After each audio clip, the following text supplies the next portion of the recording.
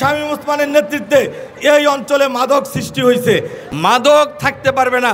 এই কুতুবপুরে আমি যখন 2001 সালে এমপি হয়ে আসি, সবার একটি অভিযোগ ছিল মাদক আর মাদক। এই মাদক নির্মূল করার জন্য আমার দলের নেতাকর্মীকেও আমি ছাড় দেই নাই। আমরা এই সংসদ সদস্যকে 5 বছর আমাদের এই নির্বাচনী এলাকায় কুতুবপুরে শাসনকালীন অবস্থায় একজনও মাদক বিক্রেতা ছিল না।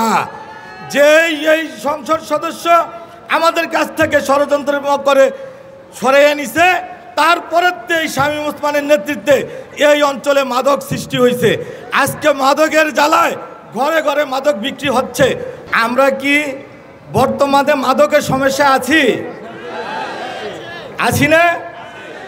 আমরা যদি মাদক মুক্ত করতে চাই, তাহলে যেই ব্যক্তিকে আপনারা 2001 সনে জাতীয় সংসদ সদস্য নির্বাচিত করেছেন, তাকে কি আমরা পুনরায় এমপি হিসাবে পেতে চাই?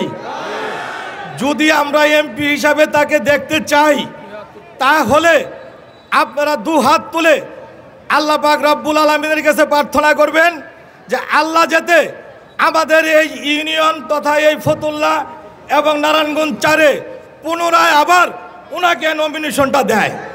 যদি ওনাকে নমিনেশন দেয়, তাহলে ইনশাল্লাহ আমাদের এলাকায় যে সমস্যা আছে সেই সমস্যা সমাধান করতে পারবো। আমার এই নেতার নিকট আমার দাবি, যদি আল্লাহ আপনাকে জাতীয় সংসদ সদস্য নির্বাচিত করে, তাহলে আমাদের কুতুবপুরকে আপনি সিটি কর্পোরেশন হিসাবে নির্বাচিত করবেন। কারণ এই এলাকার মধ্যে আমরা গরিব দুঃখী মানুষ বসবাস করি। বৃষ্টি আসার আগে আমাদের ঘরের মধ্যে পানি চলে যায়। এই এলাকার মানুষের যা চাহিদা, এই চাহিদা জেনে এই চাহিদাগুলো পূরণ করার জন্য আমরা চেষ্টা করব। আমি ইতিমধ্যে সরকারের কাছে দাবি দিয়েছি, নারায়ণগঞ্জ জেলা প্রশাসক, উপজেলা নির্বাহী কর্মকর্তা সবার সাথে কথা বলেছি।